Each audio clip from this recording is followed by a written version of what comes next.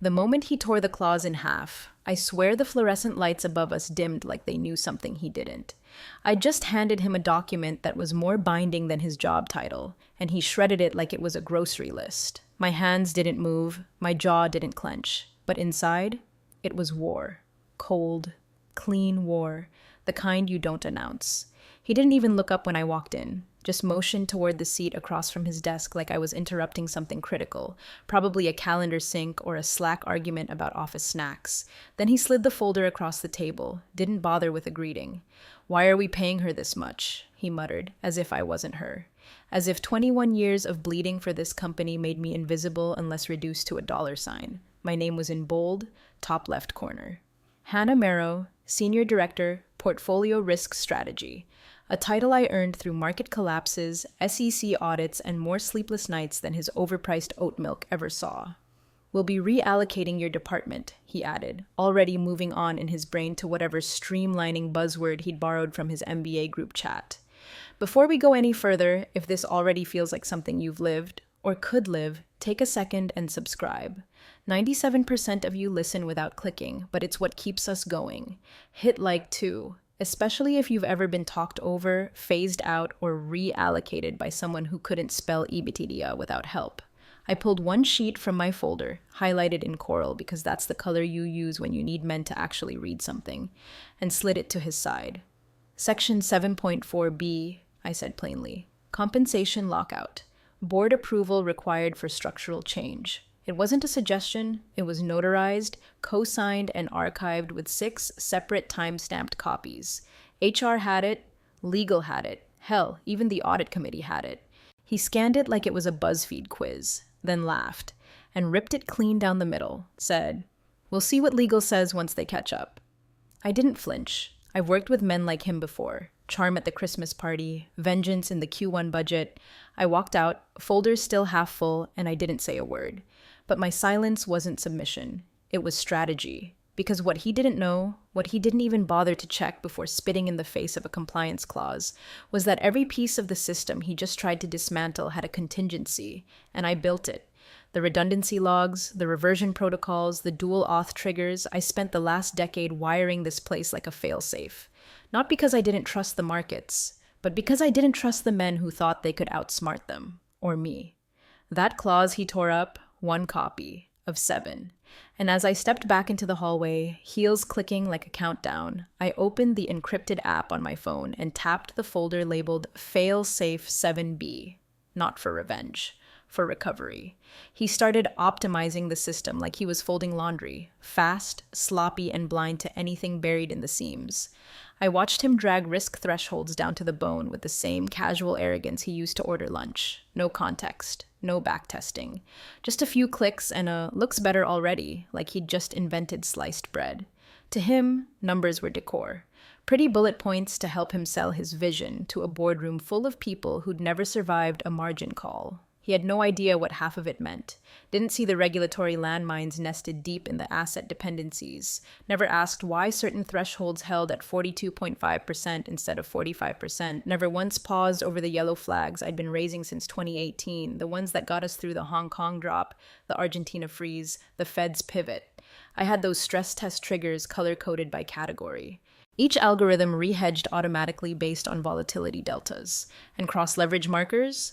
I practically invented the system we use to rebalance across asset classes. I knew what a 3 shift in high-yield bonds could do to the entire credit line structure. He didn't even know where that structure was. Still, one by one, he erased the controls. First, he stripped my override credentials for hedge caps. Next, he cut risk ceilings across 4 verticals without notifying Treasury. Then, my favorite, he routed all high-exposure hedge decisions directly to sales. Sales. The team whose idea of strategy was bet big then smile through the quarterly call. He called it streamlining. I called it legally negligent. I logged every change, quietly, no tantrums, no urgent Slack messages, just clean audit trails downloaded weekly, signed, and time-stamped. I submitted 2 alerts to compliance through the internal ethics portal, tagged them structural irregularity, flagged under my name, marked pending VP acknowledgement. That acknowledgement never came. But that's the thing about policy. It doesn't vanish just because someone doesn't click reply. I moved everything, every memo, every revision, every red flag, into a personal folder I'd built for one reason only: recovery. Labeled it Failsafe 7B, same as the clause buried in my employment contract. A clause he hadn't read because men like him never read anything written before their start date. Compliance ticket number 45973 just sat there, blinking in the system like an ignored fire alarm. He'd changed the locks, but I still had the blueprint. He thought the system ran on dashboards and buzzwords. He didn't know it ran on protocols, some of them invisible unless you knew where to look, ones I helped build before his name ever hit an org chart. The kind designed not just for compliance, but survival. Because you don't run a $12 billion portfolio through 5 election cycles, 3 interest rate spikes, and 2 black swan events without layering in a little insurance. Every Friday at 3 p.m. sharp, the asset allocation engine required a dual token handshake to validate structural changes, mine and legal's. If either was missing, the system defaulted to escrow mode. No trades, no shifts, no rebalancing, just neutral frozen holdings in line with our fallback weighting model, the same one ratified in a 2015 board vote he couldn't find even if I handed him the timestamp. That Friday, at 2:47 p.m., I performed the handshake one last time. It took 8 seconds. Quiet, routine, like locking the front door of a house you knew you wouldn't return to. Then I logged into my secondary token shell, issued a revoke command, and deleted it permanently. No backup, no retrievable key. That token was dead, and the system knew it. At exactly 3:00 p.m., the reversion protocol engaged. No alarms, no pings. It wasn't designed to scream, it was designed to protect. By 3:02, the pre-authorization cache began flushing. By 3:04, every pending trade queued for post-close execution hit hold status. By 3:06, the system generated a status entry: redundancy lock. Trigger equal missing auth, recovery equal board-only quorum. I didn't smile, I didn't cry. I just stood from my desk and walked out of the glass tower that Friday evening knowing what Monday morning would look like. They wouldn't see it coming. That was the point. I didn't trigger a meltdown. I triggered a circuit breaker. Because when someone slashes risk controls and rewires leverage pathways without understanding what underpins them, you don't shout. You flip the silent switch that lets the building burn safely behind fireproof glass. Let him have his weekend. Mine was quiet. Peaceful, even. I had dinner with my sister, watched a documentary about forest regeneration, slept without checking the Asia markets once. He was out celebrating his new vision. He didn't realize the system was already gone, frozen in time. And when Monday opened, he'd be trading on air. He rented out the rooftop of a converted power station downtown. Edison bulbs strung like a Pinterest board gone corporate. Fake jazz pulsing under too many expensive shoes. I arrived late, by design. Watched from the edge of the crowd as he held court, martini glass glinting like a trophy in his hand. Every sentence he spoke came with a smirk, a buzzword, or a head tilt. Mostly all 3. We killed old risk bureaucracy, he declared, as if saying it made it true. No more bottlenecks, no more middle layer approvals. We're lean now, fluid. Several VCs nodded, the kind that thought due diligence meant checking a LinkedIn bio for buzz. One leaned in, genuinely curious, trying to sound casual. How are you handling overnight exposure with the new leverage windows? He didn't hesitate. We're 24/7 now, fully adaptive, full trust in the model. He said it like gospel, one hand still in his pocket, index finger hooked on his belt loop like he was posing for a photo he thought would end up in Forbes. I nearly choked on my club soda. The model he was trusting? It had already shut down 30 minutes earlier. No hedging, no counterbalances, just passive capital, sitting still in a system locked down so tight it would have taken a federal subpoena to get it moving again. He didn't know, of course, because people like him never know when something's gone silent until it explodes. I stood near the bar where I had line of sight on one of the junior fund managers from ArcLight Partners. Smart, overworked, probably pulling up the internal dashboard on her phone between forced laughs, her brows furrowed. She tapped, refreshed, tilted her screen away from the table like it was a glitch she didn't want to explain, because the numbers weren't updating. No movement, no drift, no late hour rebalance spikes, just static. She looked up across the table at him, then back at her phone. Tried again. Still static. He didn't notice. He was too busy reenacting the scene of his own victory speech toasting his agile revolution while the foundation beneath him had already turned to dust. He didn't ask where the metrics went. He didn't know what a reversion protocol was. And as I watched him clink glasses with two angels from a fund that once turned down a sovereign bond play I designed, all I could think was, he thinks he won. He really thinks he's holding the wheel. But Monday's coming, and this ship is already underwater. At 8:55 a.m. sharp, the market opened like always. Bells, ticks, the synthetic hum of capital shifting. And then it didn't. Trades jammed, then stalled, then stopped completely. The auto-hedged derivatives, the ones that should have self-corrected against volatility, spiked like a heart monitor before death. I'd built those hedges to flex under pressure. They were smart, precise. But they only worked if the system wasn't locked in escrow. Two ETFs, both heavily leveraged, hit liquidation thresholds within minutes. Unprotected, unbalanced, and exposed to macro fluctuations, they had zero business weathering alone. One offshore asset, small cap, high margin, plunge. No one caught it. It broke through its floor and dragged a dozen connected portfolios down with it. The alert system should have warned them, but he'd replaced the hardened security protocol with a Slack bot. A bot. Because email alerts are too slow and bots feel more modern. Except Slack doesn't know how to interface with a locked vault. It doesn't know how to say, this system is deadlocked pending legal override. So instead of shrieking fire, it said nothing at all. By 9/12, $870 million was free-floating, no counterweights, no safe zones, just capital adrift in storm conditions. By 9:21, the analysts began to realize they couldn't log in. Credentials rejected, tokens inactive.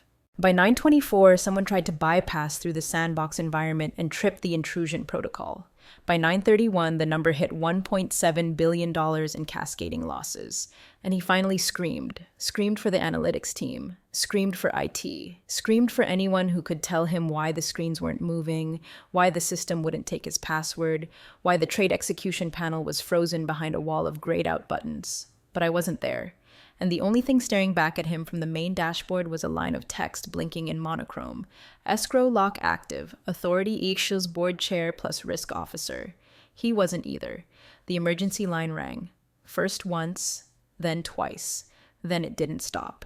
The board had just realized they weren't steering anything anymore. They were passengers. And I had the only key. By 9:45, panic had gone from whispers to a full-volume opera. Screens were flickering with half-loaded dashboards, trade desks were frozen mid-call, and compliance officers, some of whom hadn't spoken a full sentence to me in 5 years, were suddenly digging through archived contracts like their lives depended on it, because they did. Legal tried first, walked briskly into the server room like they could talk a firewall into submission. But the system wasn't wired for charm. They needed dual authorization, mine and the board's. That's what the clause said. That's what they'd all ignored. It's just a failsafe, right? One of them had scoffed back in 2020 when I proposed the structure. Why would we ever need a board-level override for asset rebalancing? Because of this, Roger. AT tried next, pulled the old tokens from backup, attempted a spoof injection into the secondary authentication shell.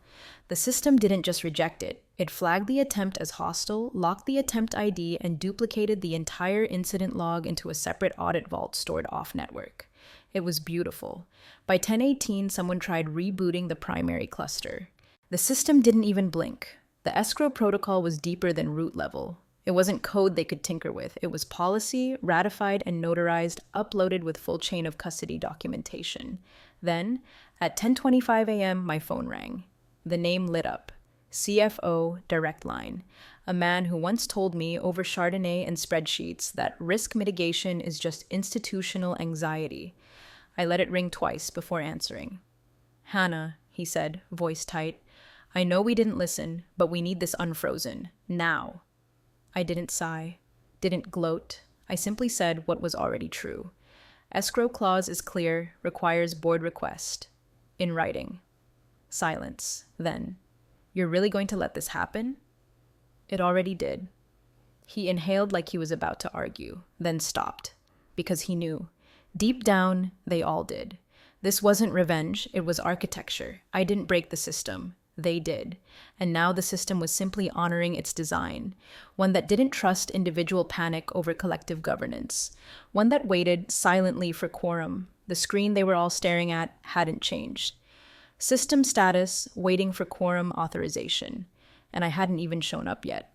The boardroom was silent when I walked in, the kind of silence that hums. Not a whisper, not a chair squeak, just the quiet recognition that something had shifted. No one stood. No one offered a handshake. They knew better. The chair, Gregory Mullen, looked exhausted. His tie was crooked, his usual steely posture wilted under the weight of a $1.7 billion mistake. He didn't open with a speech, didn't waste time on flattery or face saving. "We overstepped," he said plainly. "We need your access reinstated." No spin, no excuses. I opened my folder and slid a thin file across the table. Reactivation conditions, risk sovereignty clause. Clause 9A, signed, archived, and fully enforceable.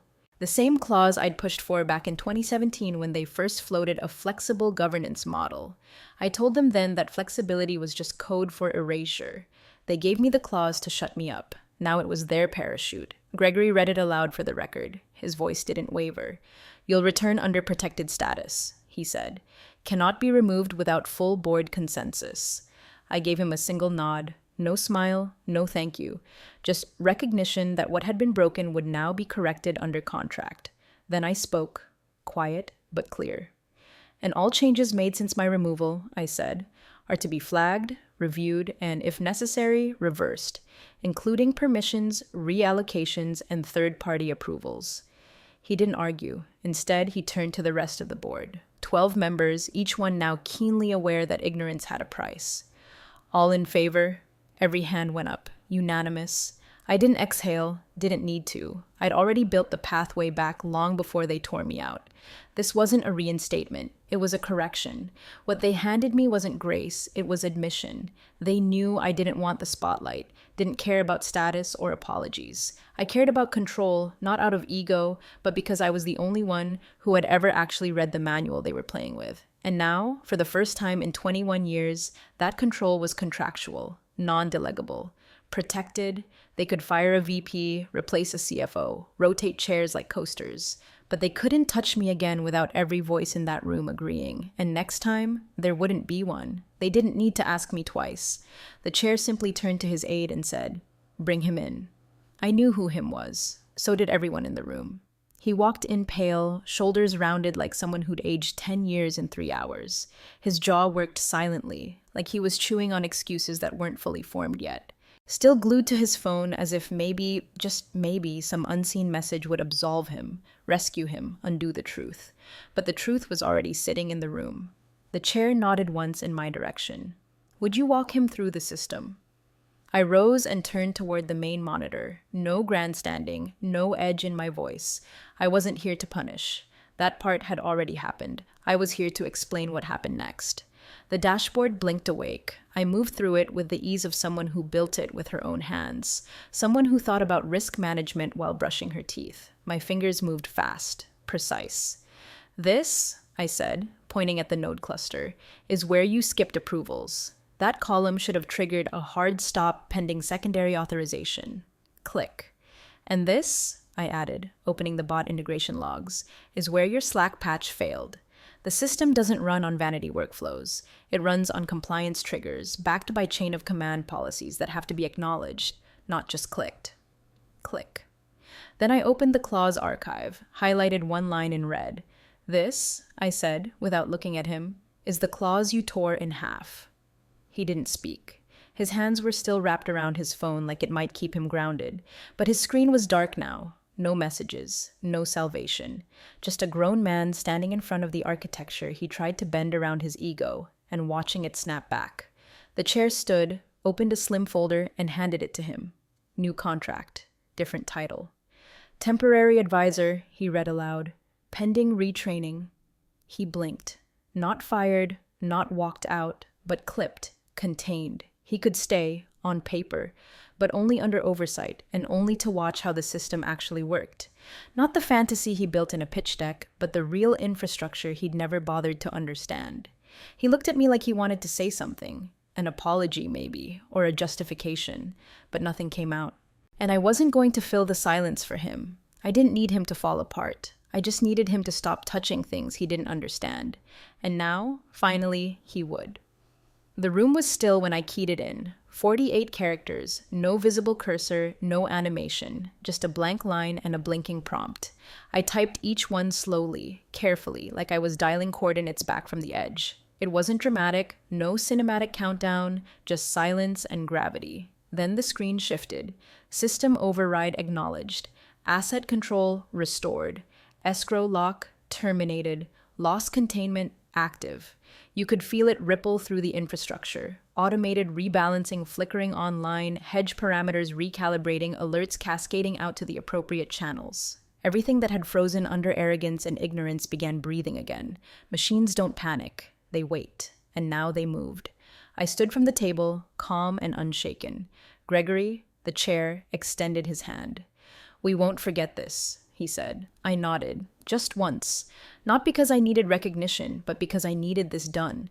Needed the system intact again, untainted, uncorrupted, immune to ego. I collected my folder, walked quietly toward the door. In the hallway, he was there, the VP, still pale, still holding that phone like it owed him an answer. He looked up as I passed, eyes flicking with something between apology and dread. His lips parted like he wanted to say something. I didn't stop. Didn't need to. He wasn't my concern anymore. The system was secure, not because I believed they'd changed, not because I suddenly trusted every hand at the table, but because they'd earned the cost of forgetting. And now? They wouldn't forget again. Not when the recovery dashboard showed green across the board. Not when the audit logs logged his every decision in red. Not when his credentials blinked pending review every time he tried to log in. Mine blinked green. System authenticated. Risk sovereignty active. Clause 9A enforced. I didn't smile, but I didn't need to.